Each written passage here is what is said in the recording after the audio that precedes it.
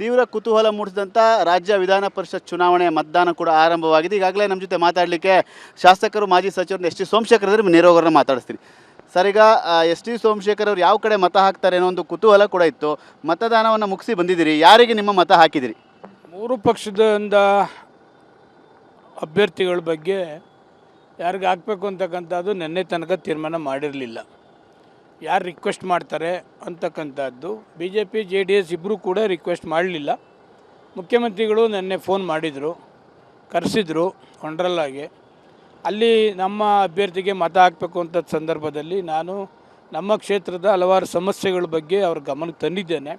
ಈ ಸಮಸ್ಯೆಗಳನ್ನ ತಾವು ಬಗೆಹರಿಸಿದ್ರೆ 100% ನಿಮ್ಮ ಹೇಳಿದಂಥ ಅಭ್ಯರ್ಥಿಗೆ ನಾನು ಮತ ಹಾಕ್ತೀನಿ ಆತ್ಮಸಾಕ್ಷಿಯಾಗಿ ಅಂತ ಹೇಳಿದ್ದೇನೆ. ಅವರು ಕೂಡ ಹಂತ ಹಂತವಾಗಿ ನಿಮ್ಮ ಕ್ಷೇತ್ರದ ಸಮಸ್ಯೆಗಳನ್ನು ಬಗೆಹರಿಸ್ತೀನಿ ಅಂತ ಹೇಳಿದ್ದಾರೆ.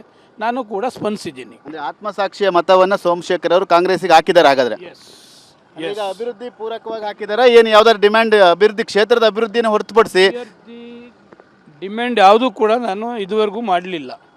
ಕ್ಷೇತ್ರದ ಹಲವಾರು ಸಮಸ್ಯೆಗಳಿದೆ. ಆ ಸಮಸ್ಯೆಗೆ ತಾವು ಮುಖ್ಯಮಂತ್ರಿಗಳಾಗಿ ಸ್ಪಂದಿಸಿದ್ರೆ ಹಂತ ಹಂತವಾಗಿ ನಾನು ನಿಮಗೆ ಸ್ಪಂದಿಸ್ತೀನಿ ಅಂತಕ್ಕಂಥದ್ದು ಹೇಳಿದ್ದೇನೆ. ಅವರು ಕೂಡ ಅದಕ್ಕೆ ಮುಂದಿನ ದಿವಸಗಳಲ್ಲಿ ಸ್ಪಂದಿಸ್ತೀನಿ ಅಂತ ಹೇಳಿದ್ದಾರೆ. ನಾನು ಆತ್ಮಸಾಕ್ಷಿ ಮತ ಹಾಕಿದ್ದೇನೆ. BJP ಅವರು ಒಂದು ಮಾತು ಹೇಳ್ತಾ ಇದ್ರು, ಇಲ್ಲೆಲ್ಲ ಅಧಿಕಾರವನ್ನು ಅನುಭವಿಸಿ ಈಗ ಕಾಂಗ್ರೆಸ್ ಕಡೆ ಹೋಗ್ಬಿಟ್ಟಿದ್ದಾರೆ ಅಂತ ಹೇಳಿ. ನೋಡಿ, ನಾವು ಹೋದ್ರೆ ತಾನೇ ಅಧಿಕಾರ ಬಂದದ್ದು. ನಾವು ಹೋಗದಿದ್ರೆ ಇವ್ರಿಗೆಲ್ಲ ಅಧಿಕಾರ ಬರ್ತಿತ್ತು? ನಾವು ಹೋದ್ರೆ ತಾನೇ ಇವರೆಲ್ಲ MLCಗಳು ಮಾಡಿದ್ದು, MP ಗಳು ಮಾಡಿದ್ದು.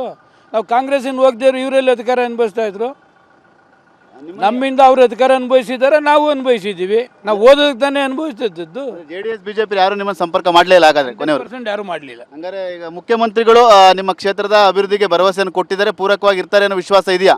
100% ಮುಖ್ಯಮಂತ್ರಿಗಳ ಮೇಲೆ ವಿಶ್ವಾಸ ಇಡಲೇಬೇಕಲ್ಲ. ಹಂತ ಹಂತವಾಗಿ ನಿಮ್ಮ ಕ್ಷೇತ್ರದ ಕಡೆ ಗಮನ ಹರಿಸ್ತೀನಿ ಅಂತ ಹೇಳಿದ್ದಾರೆ.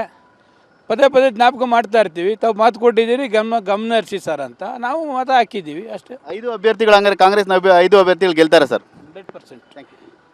ಇದಿಷ್ಟು ಮಾಜಿ ಸಚಿವರು ಶಾಸಕರ ಅಂತ ಎಸ್ ಟಿ ಸೋಮಶೇಖರ್ ಅವರ ಮಾತು. ನಾನು ಕಾಂಗ್ರೆಸ್ಗೆ ಒಂದು ಆತ್ಮಸಾಕ್ಷಿಯ ಮತವನ್ನು ಹಾಕಿದ್ದೀನಿ. ಮುಖ್ಯಮಂತ್ರಿಗಳು ಅಭಿವೃದ್ಧಿ ಪೂರಕವಾಗಿ ಮತವನ್ನು ಕೇಳಿದರು. ಹಾಗಾಗಿ ಮುಖ್ಯಮಂತ್ರಿಗಳ ಮಾತಿಗೆ ಬೆಲೆಯನ್ನು ಕೊಟ್ಟು ನನ್ನ ಆತ್ಮಸಾಕ್ಷಿ ಮತವನ್ನು ಕಾಂಗ್ರೆಸ್ಗೆ ಹಾಕಿದ್ದೀನಿ ಅನ್ನೋ ಮಾತನ್ನು ಕೂಡ ಹೇಳ್ತಾ ಇರುವಂಥ ಕ್ಯಾಮ್ರಾಮನ್ ಸಂದೇಶ್ ಅಯ್ಯರ್ ಜೊತೆ ಸುನಿಲ್, TV9 ಬೆಂಗಳೂರು.